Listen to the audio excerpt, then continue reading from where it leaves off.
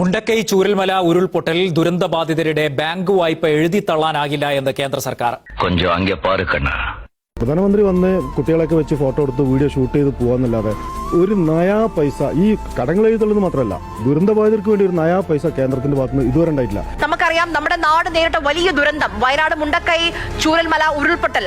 അവിടെ ദുരിതബാധിതരെ ചേർത്ത് പിടിക്കുകയാണ് സംസ്ഥാന സർക്കാർ ഇന്നത്തെ ബജറ്റിലൂടെ. ദുരന്തബാധിതർക്കുള്ള ആദ്യഘട്ട വീടുകൾ അത് ഫെബ്രുവരി 3-ാം വാരം കൈമാറുമെന്ന് ധനമന്ത്രി ഇന്നത്തെ ബജറ്റ് പ്രസംഗത്തിൽ വ്യക്തമാക്കുന്നുണ്ട്. ദുരന്തബാധിതരുടെ ബാങ്ക് വായ്പകൾ ഏറ്റെടുക്കാൻ ഇന്നലെ മന്ത്രിസഭാ യോഗം തീരുമാനിച്ചിരുന്നു.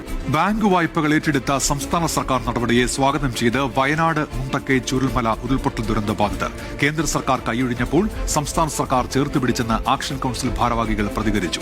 വായ്പകൾ എഴുതിത്തള്ളണമെന്ന ദുരന്തബാധിതരുടെ ആവശ്യം കേന്ദ്ര സർക്കാർ അവഗണിച്ചിരുന്നു. എന്നാൽ മുഖ്യമന്ത്രിയുടെ ദുരിതാശ്വാസ നിധിയിൽ നിന്ന് വായ്പകൾ ഏറ്റെടുക്കുന്നതിനായി 18,76 ലക്ഷം രൂപ അനുവദിച്ചു. 555 ദുരന്തബാധിതരുടെ 1620 വായ്പകളാണ് സംസ്ഥാന സർക്കാർ ഏറ്റെടുത്തത്. ആശ്വാസത്തിലാണ് ദുരന്തത്തിന്റെ ഇരകൾ. അപ്പൊ ദുരന്തബാധിതരായ ഞങ്ങളെ സഹായിക്കാൻ വേണ്ടി കേന്ദ്രം നാളിതുവരെ സഹായിച്ചില്ല.